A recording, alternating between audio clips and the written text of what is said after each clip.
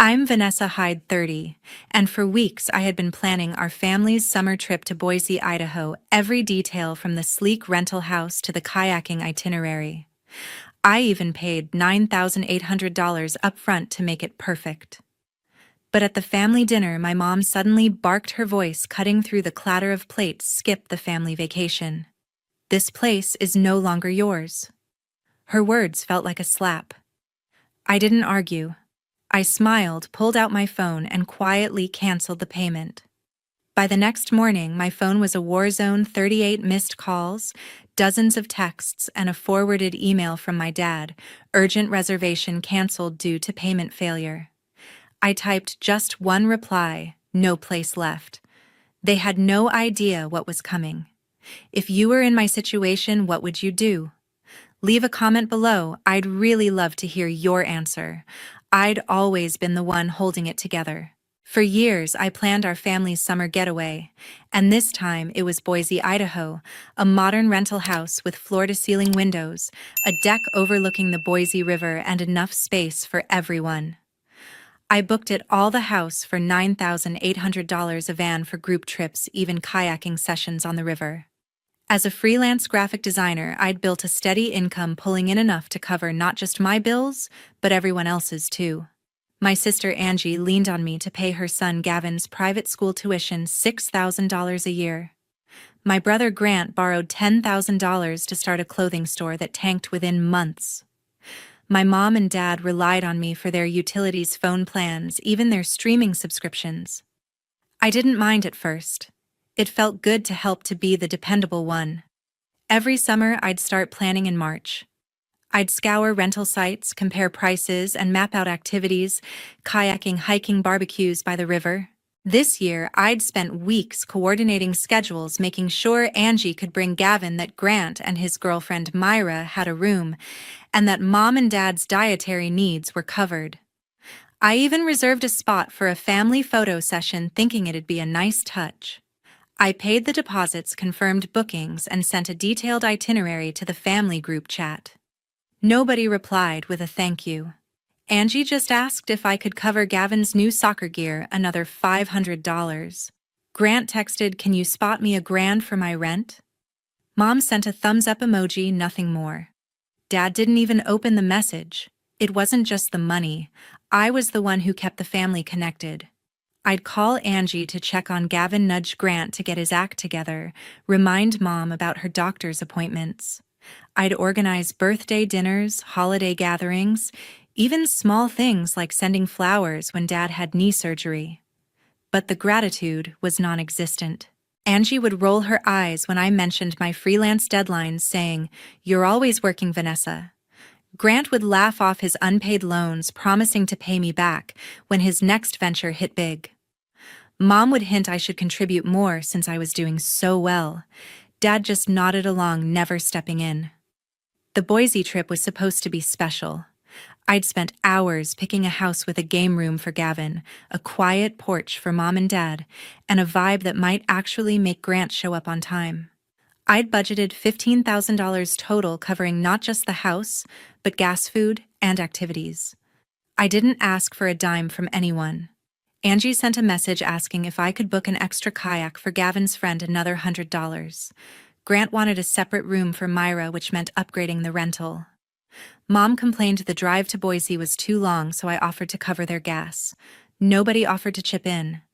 The group chat was a graveyard of my efforts. I'd post updates, confirmation numbers, check-in details, even a link to the kayaking company. Silence. Once Angie replied, "Make sure the Wi-Fi's good for Gavin's iPad." Grant sent a meme about camping. Mom asked if I'd paid her water bill yet.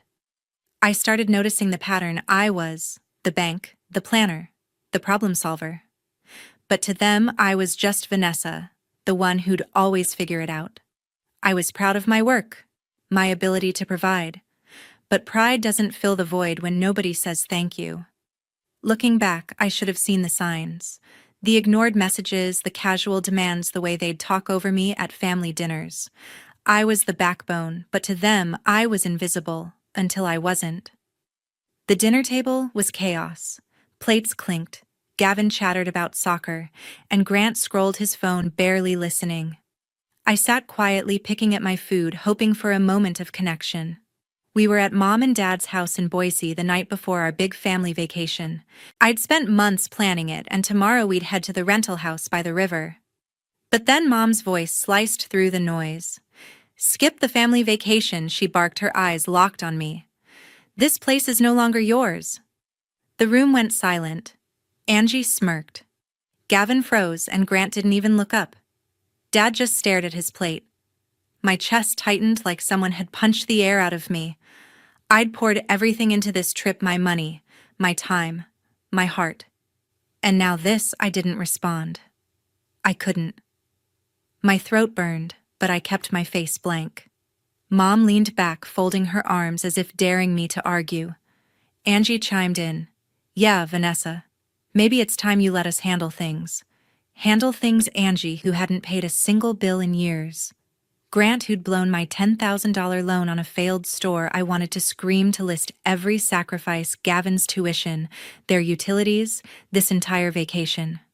But I didn't. I forced a smile, nodded, and reached for my phone under the table. My fingers moved fast, pulling up the rental company's app. $9,800 for the house gone with one tap. The van deposit another $500 canceled. I didn't say a word. Nobody noticed me tapping away, not even Dad, who usually caught everything. The sting of Mom's words kept replaying. "This place is no longer yours." After years of footing their bills, planning their trips, being their safety net, I was disposable. I'd spent countless nights working late to cover Gavin's school fees, skipped my own plans to bail Grant out, even paid Mom's phone bill when she forgot. And now I was being kicked out of my own family's plans. The betrayal cut deeper than I expected. I wasn't just hurt, I was done. My smile stayed plastered on, but inside something snapped. I wasn't going to beg for their respect. I'd show them what happened when I stopped carrying their weight. As dessert came out, Angie started talking about the kayaking I'd booked, acting like nothing happened. Gavin's so excited, she said, not even looking at me. Grant mumbled something about bringing Myra along, assuming I'd already paid for her spot. Mom changed the subject to her garden, and Dad just nodded, avoiding my eyes. I kept quiet, my phone still warm in my hand. The cancellations were already processing. Confirmation emails would hit their inboxes soon. I didn't care. They could figure out their precious vacation without me. I pushed my plate away, stood up, and said I had a work call. Nobody questioned it. They never did. Back in my room, I stared at the ceiling, the weight of their words sinking in. I'd given them everything, over $200,000 across the years, my energy, my dreams. I'd put off trips, savings, even relationships to keep them afloat. And for what? To be told, I didn't belong. My phone buzzed, a notification from the rental company confirming the cancellations. I didn't feel guilty. I felt free, like a knot in my chest had finally loosened. I wasn't going to tell them. Let them find out when they tried checking in tomorrow. Let them scramble. I'd been their backbone for too long, and they'd just cut me out. Now they'd see what it was like without me. I didn't sleep much that night. My mind raced, replaying every moment I'd let them take me for granted. The group chat stayed silent. No apologies, no questions, just nothing. I checked my email one last time before bed. The rental company had sent a final notice. Payment withdrawn, reservation terminated. I closed my laptop and exhaled. The next morning, all hell broke loose. My phone buzzed at dawn, but I ignored it. I knew what was coming. By 7 a.m., the family group chat exploded with messages. Angie was the first to lose it, posting a screenshot of an email from the rental company: reservation canceled due to payment failure. She typed in all caps, "Vanessa, what did you do?" Grant followed, demanding, "Fix this." Now Dad sent a single question mark, and Mom just wrote, "Call me." I didn't reply. I sipped my coffee, watching their panic unfold from my apartment. They thought they could snap their fingers and I'd jump. Not this time. Angie didn't stop. She called the rental company, her voice shrill through the phone. I could hear her from Grant's speakerphone when he tried next. They begged to reinstate the booking, but the house was already gone, snapped up by another family. Angie offered her credit card, but it was declined. Her limit was maxed out from Gavin's school fees I'd been covering. Grant tried his debit card, but he didn't have enough to cover the $9,800 fee. He fumbled the booking reference number, mixing up digits, and the agent hung up on him. I wasn't surprised. They'd never paid attention to the details I handled: confirmation codes, deposit deadlines, all the stuff I'd juggled for years. By noon, the group chat was a war zone. Angie sent a novel-length message calling me selfish, accusing me of sabotaging the vacation out of spite. "You've always been jealous of us," she wrote, as if I hadn't bankrolled her life. Grant chimed in. "This is low, Vanessa. You know we were counting on this. Counting on me," he meant. Myra, who'd been silent, posted a vague, "This is getting out of hand," and I noticed she'd left the chat by evening. She was done with Grant's mess, and I couldn't blame her. Dad tried to play peacemaker, texting me privately. "Can we talk about this?" No apology, just his usual dodge. Mom sent another message, "You've embarrassed us." I almost laughed. Embarrassed them? They hadn't even packed their bags yet. I scrolled through their messages, each one dripping with entitlement. Angie demanded I call the company and fix my mistake. Grant threatened to drive to Boise anyway, as if he could charm his way into a fully booked house. Gavin, bless him, sent a sad emoji, probably confused about why his kayaking trip was off. I felt a pang for him, but even that faded fast. They'd assumed I'd cave like always.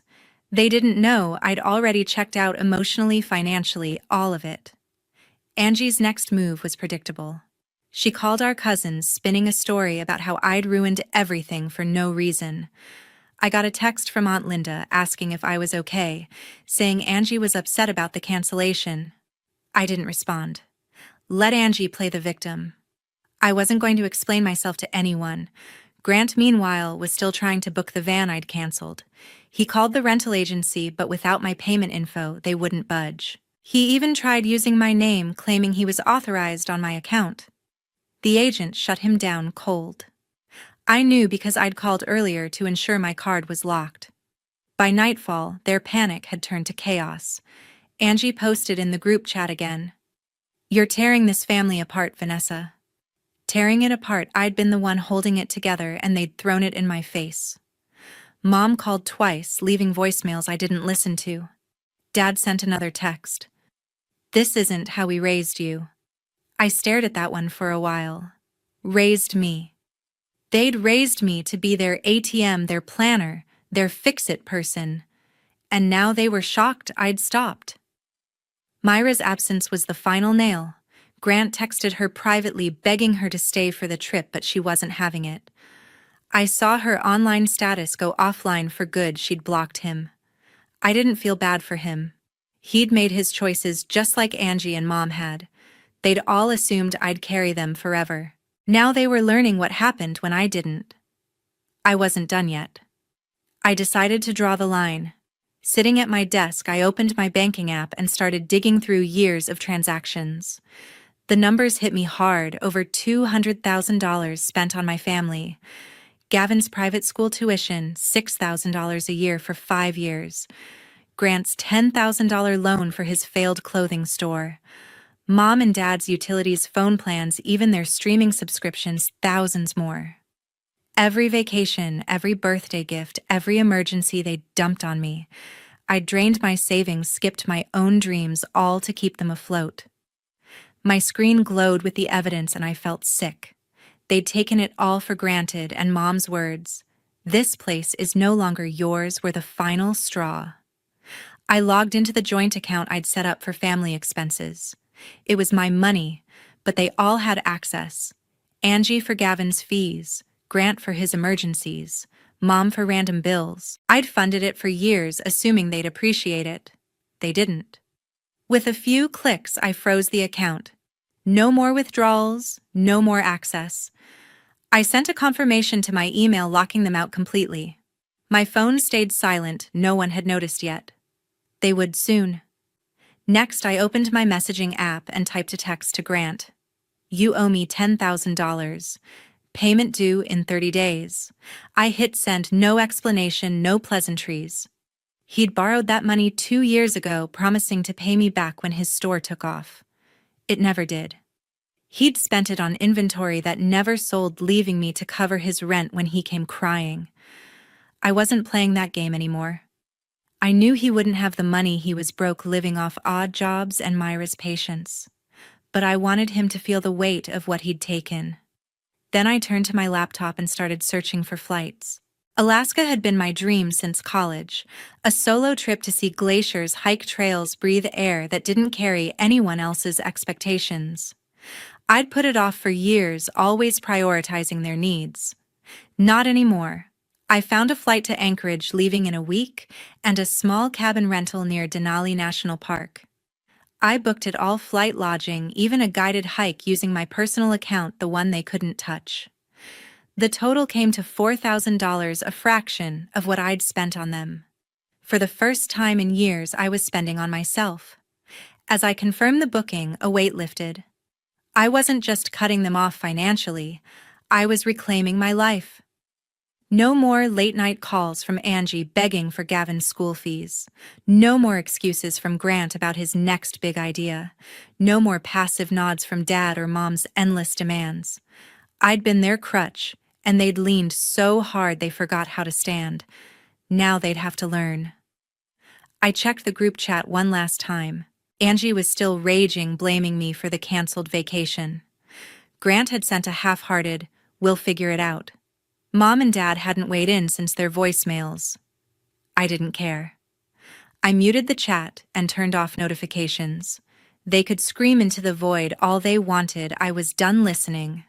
My Alaska itinerary arrived in my inbox, complete with a confirmation code and a photo of the cabin. I smiled, imagining the quiet, the freedom. I'd be gone before they realized how much they'd lost.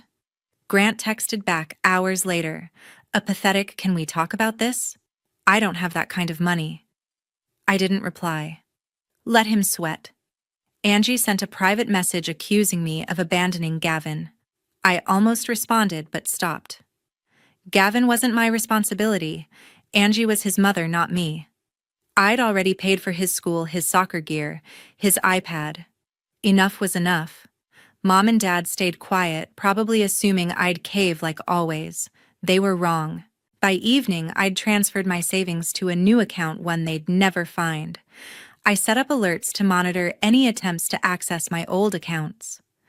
I wasn't just protecting my money, I was protecting my peace. Alaska was my reset, a chance to live for myself.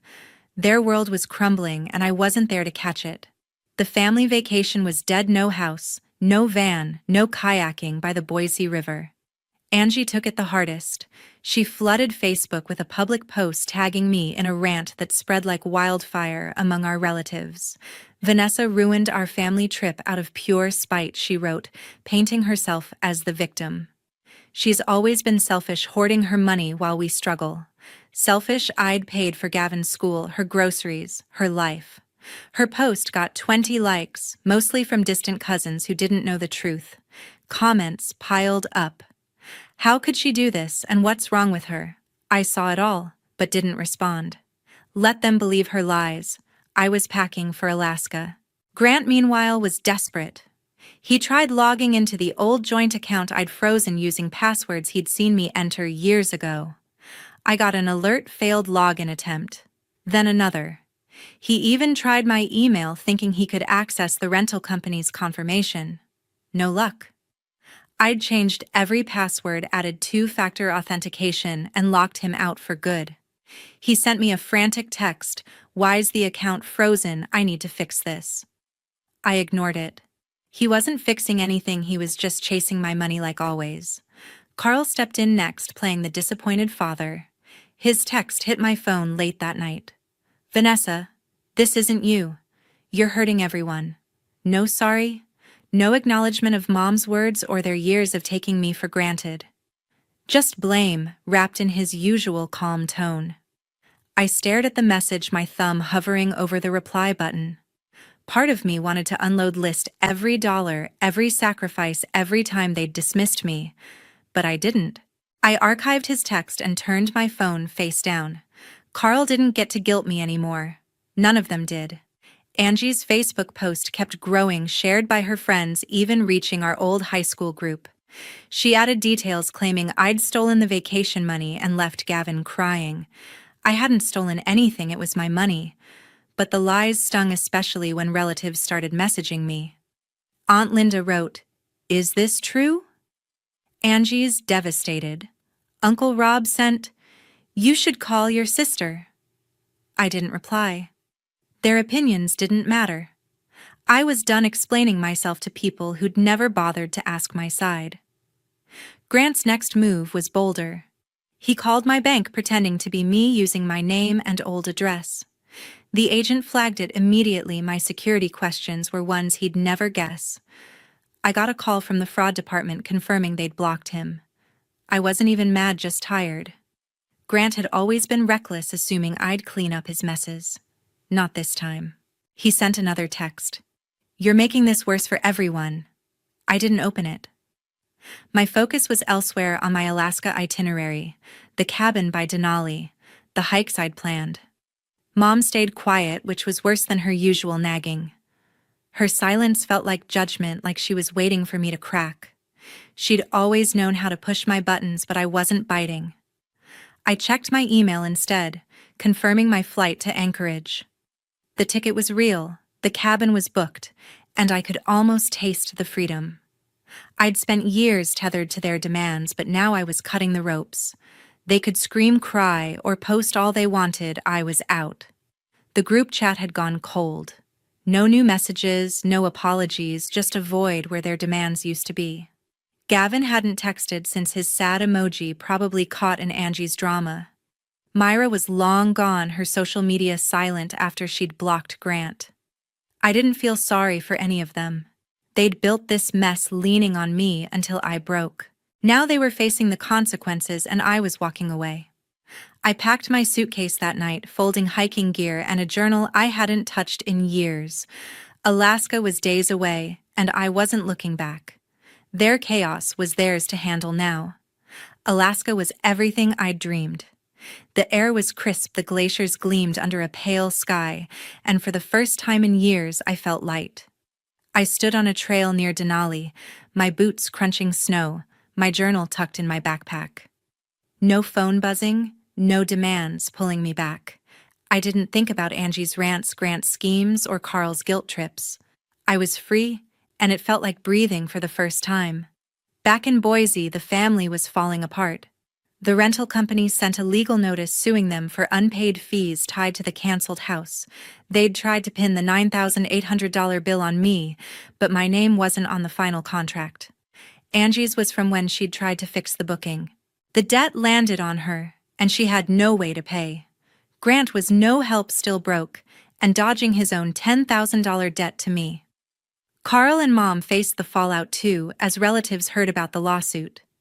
Aunt Linda posted on Facebook, "What a mess," and cousins stopped inviting them to gatherings. Their reputation unraveled, and I wasn't there to clean it up. Nobody reached out to apologize. Angie's last Facebook post called me heartless, but it got fewer likes this time. People were tiring of her drama. Grant sent one final text, "You win, okay?" No sorry, just resentment. Carl left a voicemail, his voice heavy, saying, "We need to talk." Mom stayed silent, probably too proud to admit they'd screwed up. Gavin was the only one I felt for caught in their mess, but even he didn't message. I let it go. They'd made their choices, and I'd made mine. I spent my days in Alaska hiking, sketching landscapes, and working on freelance projects from my cabin. I landed a new client, a startup paying double my usual rate. My bank account grew unburdened by their endless needs. I started a blog writing about my hikes and the peace I'd found. Readers left comments calling my journey inspiring. For the first time, I felt seen not as a wallet or a fixer, but as Vanessa, the woman who'd taken her life back. The family's chaos faded from my mind. I didn't check their social media or answer their calls. I heard through Uncle Rob that Angie was scrambling to borrow money for the lawsuit, but nobody would lend to her. Grant was couch surfing Myra, long gone. Carl and Mom moved to a smaller apartment, unable to afford their old bills without my help. I didn't gloat, I just didn't care anymore. They'd built their lives on my sacrifices, and when I stopped giving, their world collapsed. That wasn't my fault. One night, sitting by my cabin's fireplace, I wrote in my journal. I listed what I'd learned their dependence had chained me, stealing years of my freedom. I'd thought being the reliable one was my strength, but it was my cage. Every dollar I gave them, every plan I made had chipped away at my own dreams. Alaska showed me I was worth more than their demands. I deserved to live for myself, to chase my own joy. I vowed never to let anyone, family, or not take that away again. I thought about others out there carrying the same weight I had. I wanted to tell them your value isn't in what you give others. It's in who you are. Don't let their needs drown your dreams. Set boundaries, say no, and walk away if you have to. Freedom is worth it. I'd spent over $200,000 and countless hours on people who didn't see me. Now I saw myself clearly. As my trip ended, I booked a flight back, but not to Boise. I chose Seattle, a fresh start. I'd already lined up an apartment and a new project with my client. The family could keep their drama, I was done with it. My life was mine now, and I wasn't looking back. I'd learned to value myself, and that was enough. Hazel, after careful consideration, we've decided to move in a new direction with the database management division. Your position has been eliminated, effective immediately. The tech industry requires fresh perspectives, and frankly, your methods are replaceable and outdated. HR will contact you Monday regarding final paperwork. I stared at the text message on my phone, reading it 3 times to make sure I wasn't hallucinating. 20 years at Vanguard Systems, countless late nights, missed family dinners, and weekend troubleshooting sessions, all dismissed in a text message sent at 7:13 a.m. on a Saturday morning. My fingers hovered over the keyboard as I considered my response. Despite the shock and the creeping sense of betrayal, I defaulted to the professionalism that had defined my career. Thank you for your help all these years, Mr. Patterson. It's been a pleasure. I'll await HR's instructions. My name is Hazel Winters, 59 years old, and until approximately 3 minutes ago, I was the Senior Systems Integration Specialist at Vanguard Systems in Portland, Oregon. I'm a single mother who put my daughter through college working for this company. I've survived 4 CEOs, 6 office relocations, and the complete overhaul of our product line, twice. What I want is simple: to be treated with the dignity and respect my 2 decades of service deserve.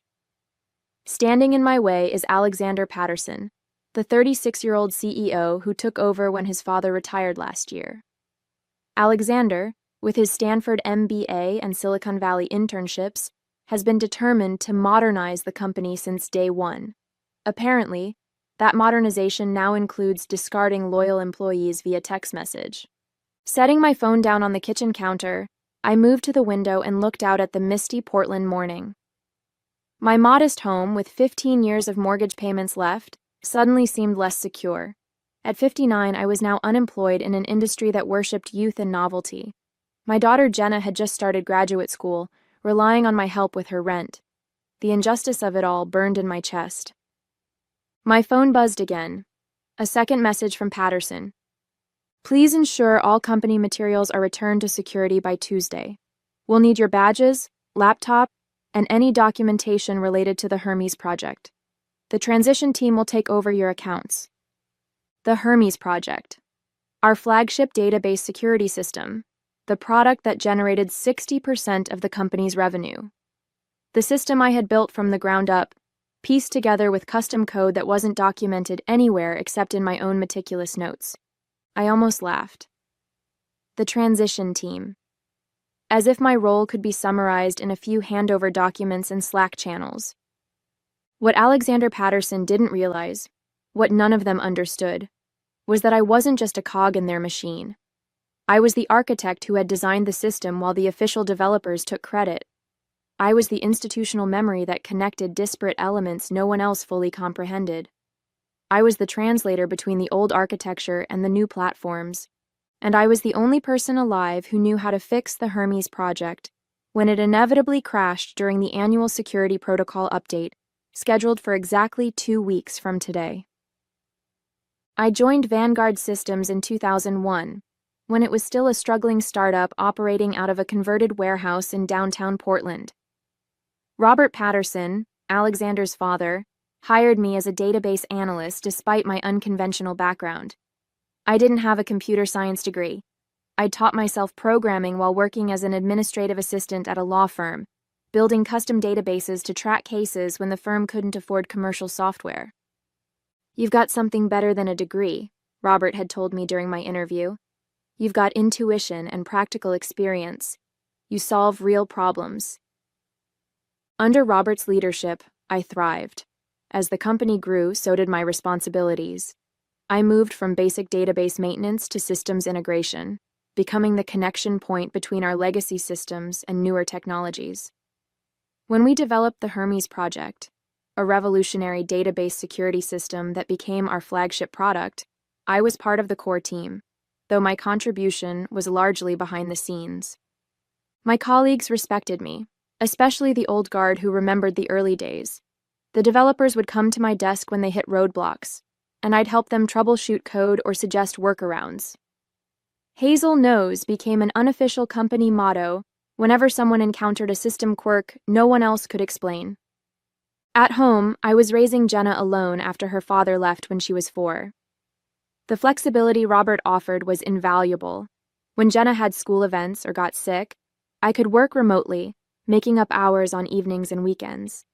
The company became my second family, and I repaid that loyalty with unwavering dedication. Everything changed when Robert retired.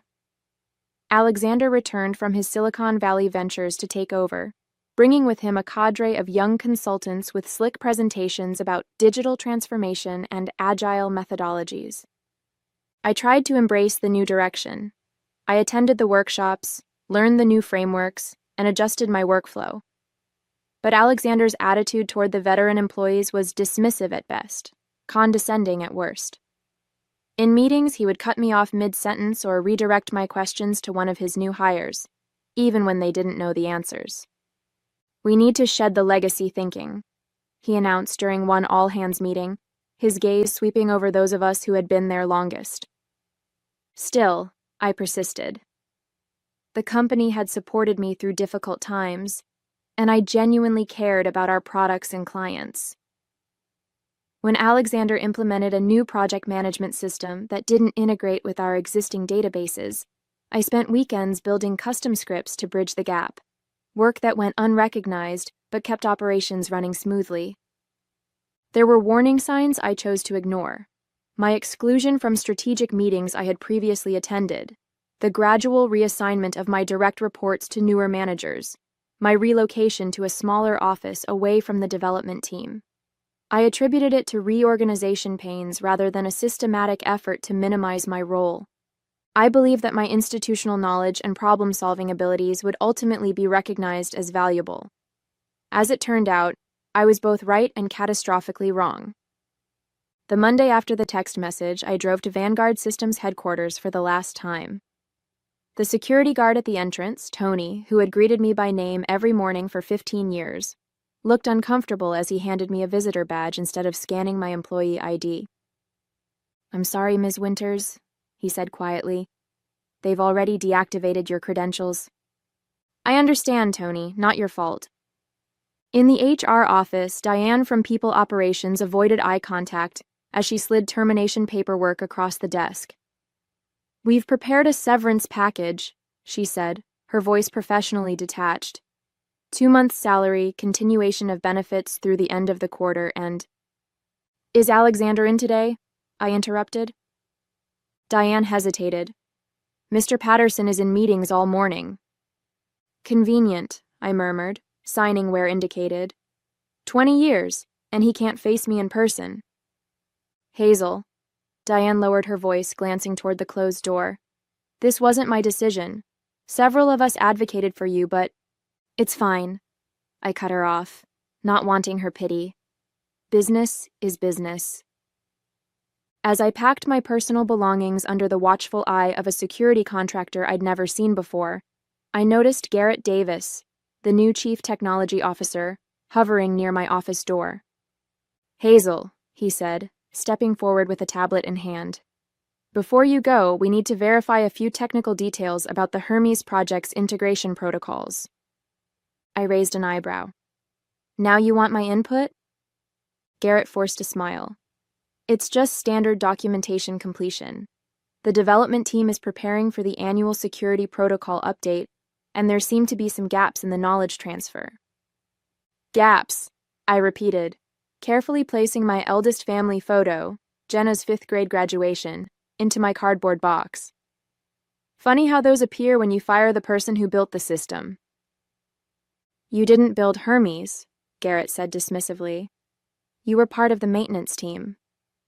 The casual erasure of my contribution, the years of late nights solving problems the real developers couldn't fix, the elegant workarounds that kept the system stable through 3 major architecture changes, ignited something cold and hard in my chest. Check the repository logs, I suggested mildly. My name's on over 60% of the custom integration modules, but I'm sure your transition team will figure it out. They're getting paid for fresh perspectives after all. Garrett's smile faltered. Just a few questions, Hazel. Where are the override protocols documented for when the authentication server rejects the annual security certificate updates? I knew exactly what he was asking. The Hermes project had a critical flaw in its original design, one that the official documentation didn't acknowledge. Every year, when the security certificates updated, the system would reject the new protocols unless a specific series of manual interventions were performed in a precise sequence. I had discovered the workaround during the first implementation and had personally handled the update process every year since. It's all in the documentation, I lied smoothly. Standard protocols. We've checked the documentation, Garrett pressed. There's nothing about... Then I guess the transition team will have to earn their fresh perspectives, I replied, closing my box. My methods are replaceable and outdated, remember? As I walked through the office for the final time, past the desks of colleagues who avoided meeting my gaze, the reality of what had happened, and what was about to happen, settled over me like a weight. 20 years of loyalty, countless contributions that went unrecognized in official channels, and critical knowledge that existed only in my head. Alexander Patterson had grossly miscalculated. He thought he was discarding an obsolete component, but he had actually severed the neural pathway that kept his company's most profitable product functioning. I wasn't ready to act on this realization, not yet. But as I loaded my single box of belongings into my car, I understood with perfect clarity that I held the power to either save Vanguard systems or watch it implode from a distance. The choice was entirely mine. 3 days after clearing out my office, I was sitting at my kitchen table updating my resume when my phone rang. The caller ID displayed Vanguard Systems. Hello? Hazel, thank God. It was Kevin Zhao, the senior developer I'd mentored for years. His voice was tight with stress. I'm not supposed to be calling you, but we're having a serious issue with the Hermes authentication modules. I took a sip of tea, letting the silence stretch for a moment before responding. I'm sorry to hear that, Kevin. The pre-update diagnostics are failing. The system's rejecting our test protocols, and nobody can figure out why. The desperation in his voice was unmistakable. Garrett's had us reviewing code for 2 days straight, but there's nothing in the documentation about this error pattern. That sounds frustrating, I said carefully. Hazel, please. The annual update is scheduled for next week.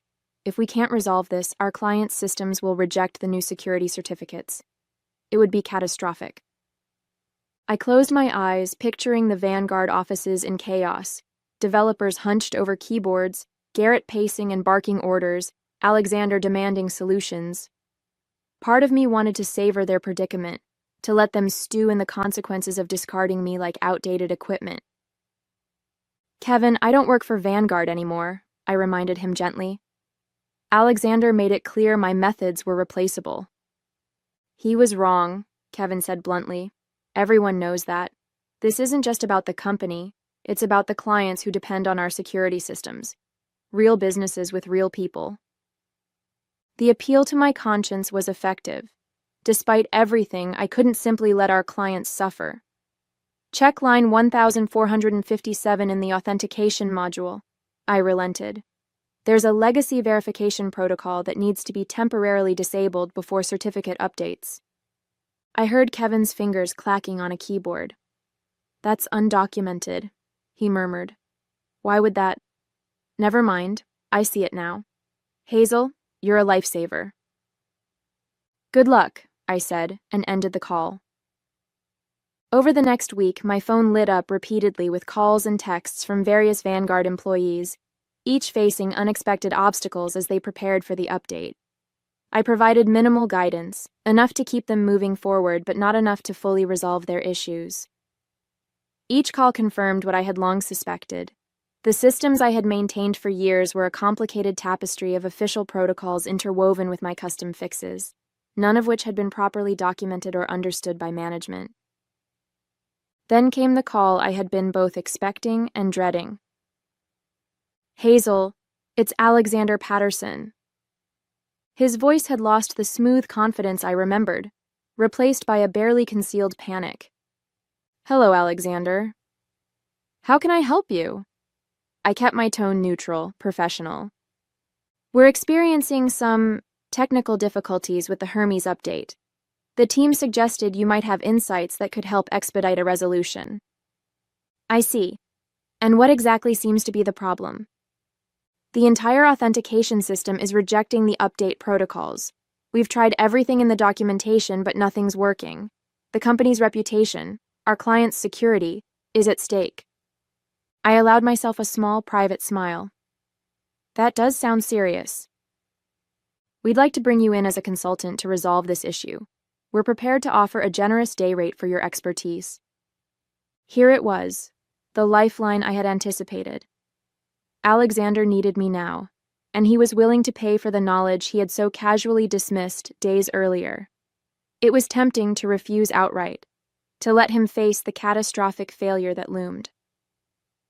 "I'm available for consultation," I said instead. "My rate is $2,500 per day, with a minimum commitment of 2 weeks. Alexander didn't even hesitate. "Done. Can you start tomorrow?" "I'm sorry, but I've actually accepted a position with another company," I said, the lie coming easily. "I could potentially offer limited phone consultation after hours." "Another company? Already?" Alexander sounded genuinely shocked, as if he'd never considered I might be valuable to someone else. "Yes, Atlantic Data Services. I start next Monday." The silence on the line told me everything. Atlantic Data wasn't a direct competitor, but they operated in adjacent spaces. Having their newest employee rescue Vanguard from a crisis would be humiliating for Alexander. "I see," he finally said. "What would it take to secure your full attention until our update is complete? Name your price."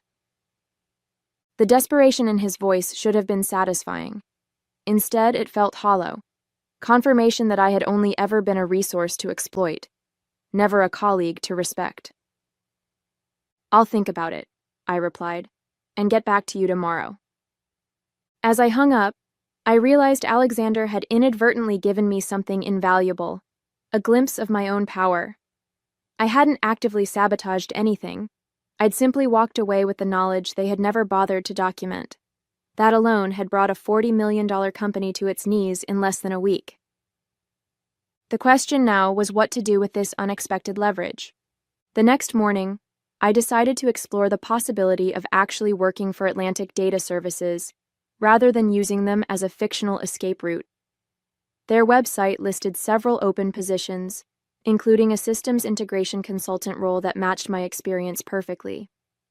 On impulse, I submitted my resume and a customized cover letter. Within hours, I received a call from their HR department requesting a preliminary interview. By the end of the day, I had spoken with both the HR director and the head of their integration team. The connection was immediate.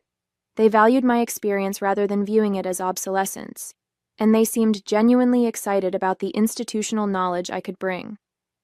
"We'd like to bring you in for a formal interview tomorrow," the HR director said. "The team is very impressed with your background." As I hung up, my phone buzzed with another call from Vanguard, this time from Garrett Davis. "Hazel, the situation is critical," he said without preamble. "We've got less than a week until the update goes live, and we're nowhere close to resolving the authentication issues. Alexander said you might be available as a consultant?" "I'm considering it," I replied, "though I'm surprised the transition team is having such difficulty. I was told my methods were outdated." Garrett's sigh was heavy with frustration. "Look, we both know Alexander handled your departure poorly. But this is bigger than that now. Our clients include 3 major financial institutions and a government contractor. If their security systems fail..." "I understand the stakes, Garrett. That's why my consultation fee is non-negotiable." "Whatever Alexander offered, we'll pay it. Just tell us what you need." I considered my response carefully. I'll need complete access to the system remotely. No supervision, no micromanagement. And I want it in writing that any solutions I provide remain my intellectual property, licensed to Vanguard for this specific implementation only. "That's not standard." "Neither is firing someone by text message after 20 years of service," I interrupted. "Those are my terms." After a moment's hesitation, Garrett agreed. Within the hour, I received a formal consultation agreement from Vanguard's legal team, along with remote access credentials to their development environment. I spent that evening examining the Hermes system, confirming what I already knew. Without my specific interventions, the authentication modules would fail catastrophically during the update. The solution wasn't particularly complex, but it required intimate knowledge of the system's quirks and historical workarounds, knowledge that existed only in my head. The next day, I attended my interview at Atlantic Data. It went even better than I'd hoped. They were genuinely impressed by my experience, asking thoughtful questions about my approach to systems integration and legacy system management. By the end of the 3-hour session, they extended an offer, a senior position with a salary 30% higher than what I'd made at Vanguard, plus benefits and a flexible work arrangement. "We need someone with your depth of experience," the director explained. "Someone who can see the connections between systems that others miss." I accepted on the spot, with a requested start date in 2 weeks, giving me time to resolve the Vanguard crisis without conflicting interests. That evening, as I prepared to implement the fixes for Hermes, my phone rang again. It was Robert Patterson, Alexander's father and the former CEO. "Hazel, I just heard what happened," he said, his voice heavy with regret. "I want you to know that this is not how I built this company, not how I taught Alexander to lead." "I know, Robert," I said, genuinely touched by his call. "Alexander told me they've had to bring you back as a consultant because no one can figure out the update process," he continued. "It confirmed what I always knew, that your contributions went far beyond what was formally recognized." I stayed silent, unsure how to respond. "The board is meeting tomorrow," Robert added. "Alexander's leadership is being questioned. The Hermes crisis has shaken their confidence, and there are rumors about other key employees planning to leave." This was unexpected. I had anticipated creating problems for Alexander, but potentially causing his removal as CEO? That seemed excessive, even given his treatment of me. "What are you telling me, Robert?" "I'm telling you that you have more power right now than you realize," he said carefully. "How you handle this situation could determine the future leadership of Vanguard systems." After we hung up, I sat motionless, absorbing this new information. What had begun as a personal slight, a disrespectful dismissal after years of service, had evolved into something with far greater implications. The choices I made in the next few days wouldn't just affect Alexander. They could reshape the entire company. The question was no longer whether I could bring Alexander Patterson down. The question was whether I should. After a restless night weighing my options, I made my decision. I would neither sabotage Vanguard nor rescue it completely. Instead, I would fulfill my consulting agreement to the letter, providing exactly what they had asked for and nothing more. I began implementing the necessary fixes for the Hermes update, documenting each step meticulously. The fixes themselves were elegantly simple once you understood the system's idiosyncrasies. I estimated I could complete the work in 3 days instead of the 2 weeks they had agreed to pay for. Midway through the first day, Garrett called. "How's it going? Making progress?" "Steadily," I replied. "The issues are more or less what I expected." "Great. Listen, Alexander wants daily reports on your progress. Could you join a leadership call at 4 p.m.? I hesitated.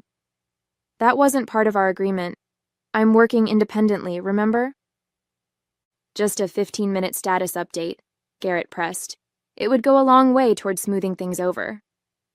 Against my better judgment, I agreed. At 4 p.m. sharp, I joined the video call to find not just Garrett and Alexander, but the entire executive team and 2 board members.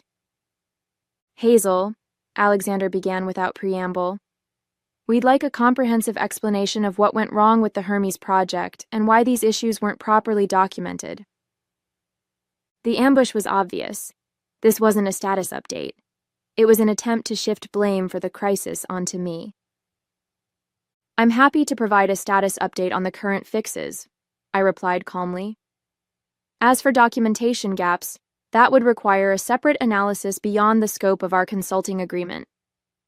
Given the critical nature of this failure, I think we deserve a full explanation," insisted Vivian Ross, a board member I'd never met. I took a measured breath. With respect, what Vanguard deserves and what our agreement covers are different matters. I'm implementing the necessary fixes for the authentication system as contracted. If you'd like to discuss a separate engagement for system documentation review, we can certainly do that. Alexander's face tightened with barely concealed anger. "This isn't a negotiation, Hazel. You were responsible for these systems for years. If there are undocumented processes, that failure falls on you." Something in me snapped. "Does it? Let's review the facts. For 3 years, I submitted formal requests for additional resources to properly document the Hermes integration processes. Each request was denied due to budget constraints. Last year, I created a comprehensive training program for the development team, which was canceled when you decided to streamline operations. 6 months ago, I explicitly warned about the risks of undocumented processes during the annual security update. That email was sent to everyone on this call." Silence fell over the virtual meeting. I continued, my voice steady.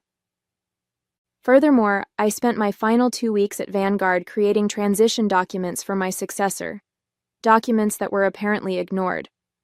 So no, Alexander, this failure doesn't fall on me. It falls on a leadership team that systematically undervalued institutional knowledge in favor of fresh perspectives." The board members exchanged glances.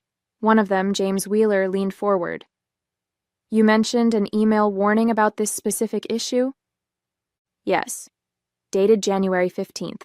Sent to the executive distribution list and the development leads. I believe the subject was critical documentation gaps in Hermes authentication protocols." Several people were now visibly searching through their email archives. Alexander's expression had shifted from anger to alarm. "I'll continue with the contracted fixes," I concluded. "You'll have a fully functional system for the update. But I won't accept responsibility for management decisions that created this situation." I ended the call before anyone could respond. Within minutes, my phone was buzzing with messages, first from Garrett, then from James Wheeler, and finally from Robert Patterson. "Hazel, the board is calling an emergency session. Would you be willing to speak candidly about the state of the Hermes project?" Robert. I stared at the message, understanding its implications. The board was considering action against Alexander, and my testimony could be the deciding factor. It was more power than I had ever expected to have, or wanted. Meanwhile, a new complication emerged. As I dug deeper into the Hermes system, I discovered that Alexander's team had already attempted some fixes before calling me. Fixes that had further destabilized the core authentication modules. The damage was more extensive than I'd initially assessed, and correcting it would require significant reconstruction of key system components. The timeline suddenly became much tighter. The update was scheduled in 4 days, and clients were already being notified of the planned security enhancement. Missing this deadline would not only embarrass Vanguard, it would create genuine security vulnerabilities for their clients. I had a choice to make. I could complete only the work explicitly outlined in our agreement, leaving Vanguard to discover the additional issues on their own, or I could go beyond our agreement to ensure the system was fully functional. As I contemplated my options, one thing became clear. Whatever I decided would determine not just Alexander's fate, but potentially the future of Vanguard Systems itself, a company that, despite everything, had been my professional home for 20 years. I decided to fix the entire system, not for Alexander, but for the clients who depended on Vanguard's security products and the employees whose livelihoods were tied to the company's success. Working through 2 nights straight, I rebuilt the damaged authentication modules and implemented a robust update protocol that would prevent similar issues in the future. On the morning of the 3rd day, with the system repairs complete, I received an unexpected call from Alexander himself. "Hazel, we need to talk," he began, his tone carefully modulated. "The board has called a confidence vote for tomorrow. Before they decide, I'd like to offer you your position back, with a substantial raise and a seat on the leadership team." The desperation in his voice was evident. This wasn't an apology or a recognition of my value. It was a last-ditch attempt to save himself. "I've already accepted a position elsewhere," I replied calmly. "Whatever they're offering, I'll double it," he pressed. "We've worked together for years, Hazel. Don't let one misunderstanding destroy that relationship." "One misunderstanding?" "You fired me by text message after 20 years, calling me replaceable and outdated." "That wasn't a misunderstanding. It was a deliberate choice." "I made a mistake," he conceded, desperation creeping into his voice. "I underestimated your contribution, but we can fix this. A fresh start." "I'm not interested in a fresh start with Vanguard," I said firmly. "I've completed the contracted fixes for the Hermes project. The system is stable and ready for the update. I've also prepared detailed documentation for the process going forward, which I'll send to Garrett today." "Is there nothing I can say to change your mind?" "Yes, there is," I replied. "You can say thank you for the 20 years I dedicated to Vanguard, for the nights and weekends I sacrificed, and for the innovations I contributed that were never officially recognized. You can acknowledge that experience has value alongside fresh perspectives." The line went silent for several seconds.